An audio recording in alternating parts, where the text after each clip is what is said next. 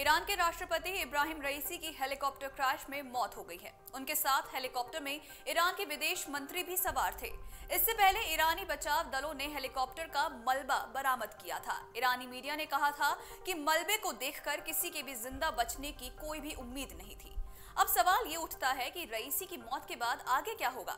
Iran का संविधान क्या कहता है? ईरान के अधिकारियों के मुताबिक बात करें तो वरसकान और जोल्फा शहरों के बीच दिजमार जंगल में इब्राहिम रईसी का हेलीकॉप्टर क्रैश हुआ था। रईसी की मौत की खबर के बाद पूरी दुनिया की नजरें ईरान में होने वाले अगले घटनाक्रमों की तरफ टिकी हुई हैं। रईसी के बाद ईरान के राष्ट्रपति की गद्दी पर कौन बैठेगा? सबको उम्मीद है कि ईरान के उपराष्ट्रपति मोहम्मद मुख्बीर अगले राष्ट्रपति बन सकते हैं। वो ईरान के अगले राष्ट्रपति की दौड़ में सबसे आगे हैं। बताते चले कि ईरानी अधिकारियों के हवाले से इस बात की पुष्टि कर दी गई है कि रईसी और ईरानी विदेश मंत्री दोनों हादसे में मारे जा चुके हैं। हेलीकॉप्टर में इन दोनों के अलावा 7 और लोग सवार थे जिनकी मौत हो चुकी है। इससे पहले ईरान की सरकारी मीडिया ने भी बयान में कहा था कि हेलीकॉप्टर में मलबे को देखकर अंदाजा लगाया जा सकता है कि विमान में सवार कोई भी जिंदा नहीं बचा होगा। इसी बीच ईरान में आवाज उठने लगी है कि रईसी के बाद ईरान का अगला राष्ट्रपति कौन होगा। रईसी के जिंदा ना बचने पर उपराष्ट्रपति मोहम्मद मुख्बीर को ईरान का अंतरिम राष्ट्रपति बनाया जा सकता है। आपको बता दें कि ईरान के संविधान के अनुसार बात करें तो अगर राष्ट्रपति की मौत हो जाती है या वो किसी अन्य कारण से राष्ट्रपति का पद संभाल नहीं पा रहा है तो उसकी गद्दी पर पहला अधिकार उपराष्ट्रपति का ही होगा। अगले चुनाव होने तक राष्ट्रपति की गद्दी पर उपराष्ट्रपति ही काबिज होगा। अगले राष्ट्रपति चुनाव के लिए अधिकतम सीमा 50 दिन की है। अन्य देशों से उलट ईरान का उपराष्ट्रपति निर्वाचित पद नहीं होता है, उसे नियुक्ति किया जाता है। 1989 के बाद से उपराष्ट्रपति के पास प्रधानमंत्री की कुछ शक्तियां भी होती हैं। आपको ये भी बताते चले कि ईरान में प्रथम उपराष्ट्रपति का पद निर्वाचित नहीं होता है, इसे ईरान के सर्वोच्च अधिकारियों की सहमति के बाद नियुक्ति किया जाता है।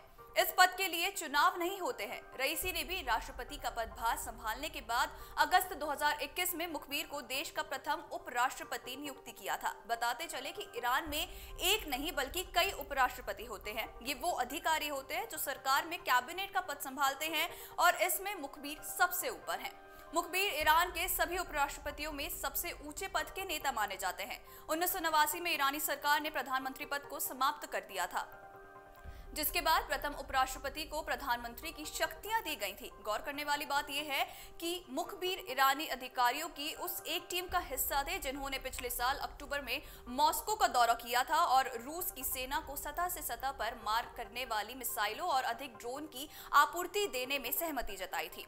उनके साथ रूस दौरा करने वाली टीम में ईरान के रेवोल्यूशनरी गार्ड्स के 2 वरिष्ठ अधिकारी और सुप्रीम नेशनल सिक्योरिटी काउंसिल के एक अधिकारी भी शामिल थे। 2010 में यूरोपीय संघ ने मुख्बीर को उन व्यक्तियों की सूची में भी शामिल किया था जिन पर परमाणु या बैलिस्टिक मिसाइलों के इस्तेमाल करने का आरोप लगा है। इसमें कथित संलिप्तता के लिए मुख्बीर पर प्रतिबंध लगाया गया था। हालांकि 2 साल बाद पश्चिमी देशों ने इस सूची से मुख्बीर का नाम हटा दिया था। रईसी के बचने की कम संभावनाओं के बीच ईरान के सर्वोच्च नेता और धर्मगुरु ने जनता को संबोधित किया था। बता दें कि हादसे के बाद उन्होंने कहा था कि जनता को परेशान होने की कोई जरूरत नहीं है। हम रईसी के जिंदा बचने की उम्मीद कर रहे हैं और अल्लाह से दुआ कर रहे हैं, लेकिन कुछ भी परिणाम निकले काम प्रभावित नहीं होगा। ईरान के लोगों को परेशान होने की कोई भी जरूरत नहीं है। और इसी बीच ऐसी खबर सामने आई है कि हेलीकॉप्टर क्रैश में रईसी समेत बाकी अन्य सवारों की इस हादसे में मौत हो गई है। अगर आप ये वीडियो YouTube पर देख रहे हैं तो हमारे चैनल को सब्सक्राइब करें और बेल आइकन को दबाना ना भूलें। अगर आप Facebook पर ये वीडियो देख रहे हैं तो हमारे पेज को लाइक करें।